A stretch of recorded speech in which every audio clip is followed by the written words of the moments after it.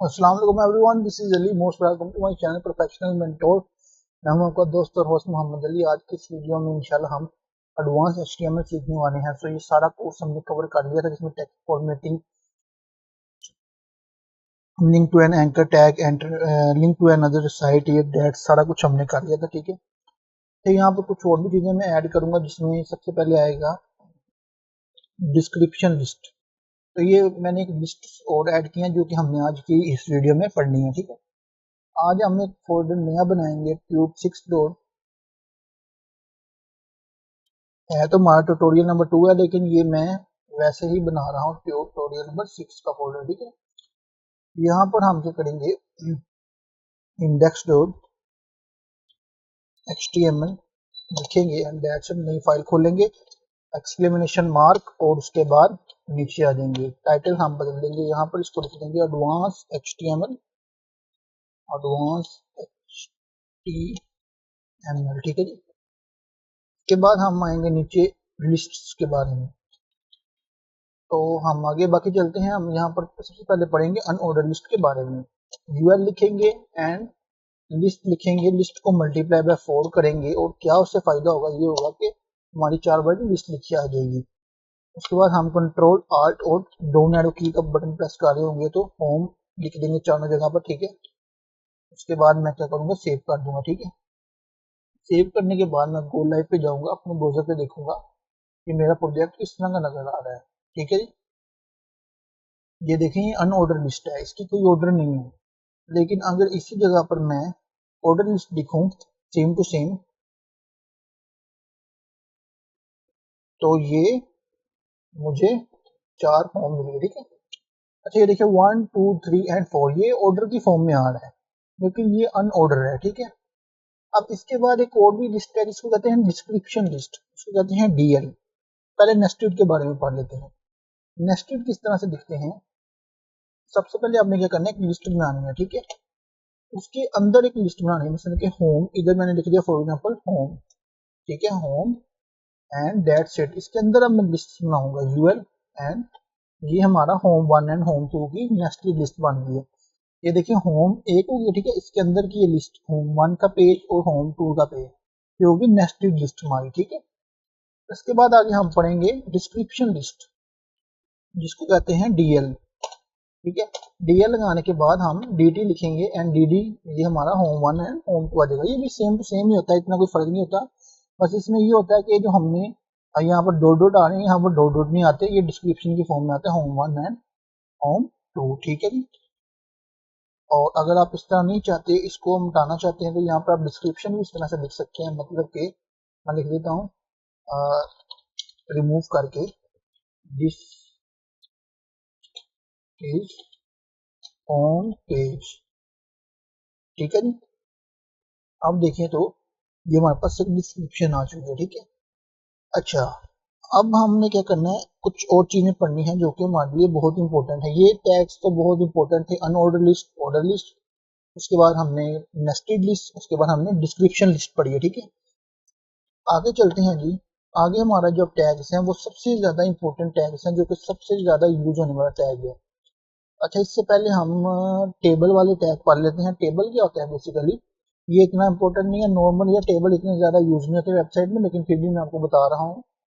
तो ये for example मैंने एक टेबल बना दिया, ये होम होम, इस तरह से टेबल एक ऐसे भी बन जाता है। ठीक है, और एक उसका दूसरा तरीका भी है, वो क्या है, वो है इधर हम से लिखेंगे टीएच। ठीक है, टेबल हेडिंग के अंदर मैंने फॉर एग्जांपल लिख दिया नेम। ठीक है जी, सेकंड मैंने लिख दिया एज, और उसके बाद थर्ड मैंने लिख दिया सिटी। सिटी भी आप लिख सकते हैं, टीएच सिटी। ये देखें, सिटी आ चुका। ठीक है, अब इसके बाद आप एक और रो बनाएंगे, उससे क्या करेंगे, रो बनाएंगे। ठीक है, और इसके अंदर टेबल डिस्क्रिप्शन लिखेंगे। ठीक है, जोहन, जो आप मर्जी आपका नाम है वो लिख दे। ठीक है, अभी फिलहाल age 20 and from London, city London. ठीक है जी, ये हमारी वर्कर की प्रोफाइल आ गई। अब होम अबाउट कॉन्टैक्ट सर्विसेज आ रहा है। ठीक है, अच्छा यहाँ पर मैं थोड़ी सी माइनर सी चेंजिंग्स करूंगा, वो चेंजिंग से करूंगा, हल्की सी सीएसएस अप्लाई करूंगा। अभी आपने इसको समझना नहीं है, सिर्फ मैं आपको सिर्फ दिखाने के लिए कर रहा हूँ। वो भी इसलिए कि ये जो हमारा है ना, टेबल को हम इसके अंदर जो TH है इसको हम बॉर्डर दे देंगे 1 pixel solid red and blue. ये देखें, अब ये देखें इस तरह से हो गया। अब ये हमें इधर अगर देखें आके टेबल पे तो हमें इस चीज की जरूरत नहीं है, अब इसको हम रिमूव कर देंगे। ठीक है, अब अगर देखेंगे आप टेबल को तो टेबल कुछ इस तरह से नजर आ रहा है। ये नीचे आपको नजर आ रहा है नेम, एज एंड सिटी। मैं थोड़ा सा जूम भी करके दिखाता हूँ, ये कुछ इस तरह से नजर आ रहा है, थोड़ी सी खूबसूरती आई है। तो इस तरह से होता है। ठीक है, अभी हमें CSS को नहीं समझना, अभी हम सिर्फ HTML पे हैं। ठीक है, अब आगे हमारा बड़ा इंपॉर्टेंट टैग आ रहा है। वो टैग वो है जो कि सबसे ज्यादा यूज होने वाला है, ये है इनपुट टैग। अगर मैं इधर टाइप मिटा के आपको दिखाऊं तो यहाँ पर बहुत ज्यादा इनपुट टैब है, जिसमें नंबर है, हिडन है, फाइल है, इमेज है, मंथ है, नंबर, अच्छा मंथ भी है, रेडियो, उसके बाद रेंज, रीसेट, सर्च और सबमिट, टेक्स्ट एंड URL, बहुत से ज्यादा है। ठीक है, हमने जिसको अब सिलेक्ट करना है वो है डेट। ठीक है जी, डेट वाले को हमने फॉर एग्जांपल डेट डालनी है अपनी।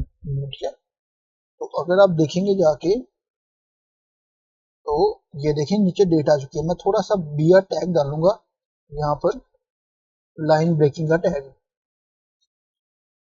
ठीक है, उससे क्या होगा, थोड़ी सी स्पेस आ जाएगी। अब ये देखें, ये हमें यहाँ पर डेट शो हो रही है। अब डेट भी आप डाल सकते हैं, कौन सी मर्जी डेट डाल लें यहाँ पर, जुलाई 4, जैसे इस तरह करके आपने डेट डाल ली।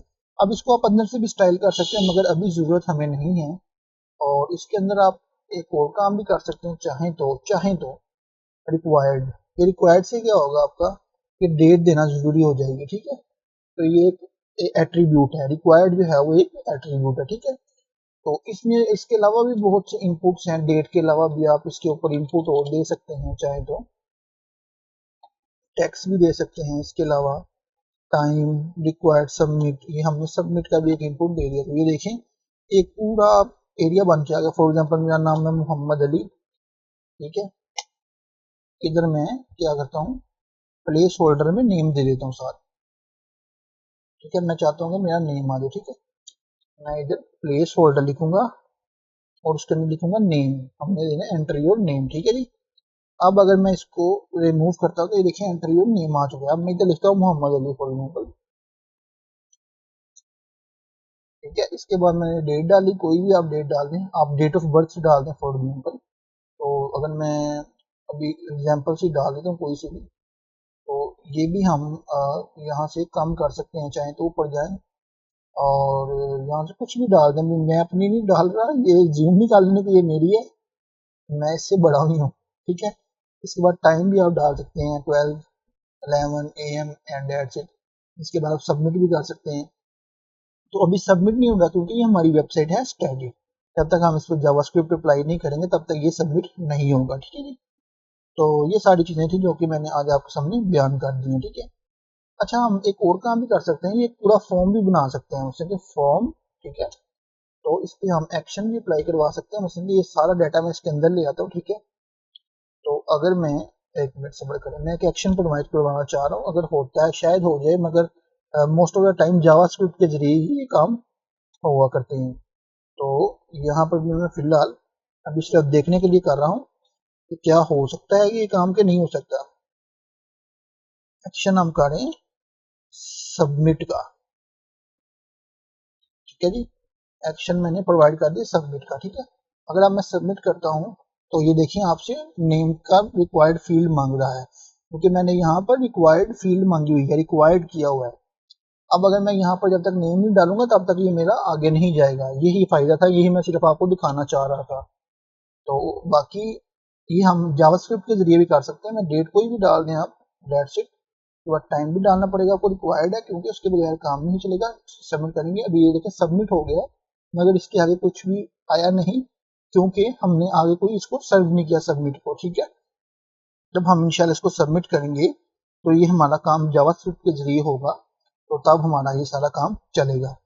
थोड़ा सा माइनर सा मैं आपको ना CSS के बारे में भी बता देता हूँ यहाँ पर, ताकि आगे भी जाके हमने पढ़ना है। माइनर सा बताऊंगा, बिल्कुल माइनर सा।